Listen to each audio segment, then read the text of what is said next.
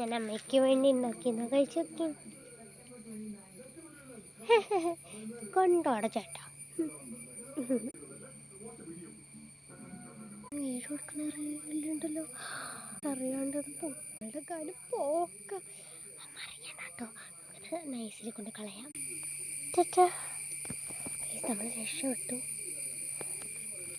കൊള്ളാളെ പിന്നെ ഞാൻ ഭക്ഷണം ഉണ്ടാക്കാന്ന് നോക്കാം നമുക്ക്. ഉണ്ടാക്കിയത് കഴിക്കണം. അമ്മ കഴിക്കോളെ. അമ്മ ഒന്നും കൊള്ളില്ല, കഴിക്കരുത്. പാചകം ചെയ്യാൻ പറ്റൂല. ഞാൻ പോവാ അമ്മ, ഞാൻ ഹോട്ടലിൽ നിന്ന് വല്ല ഫുഡ് മേടിച്ച് കഴിച്ചോളാം.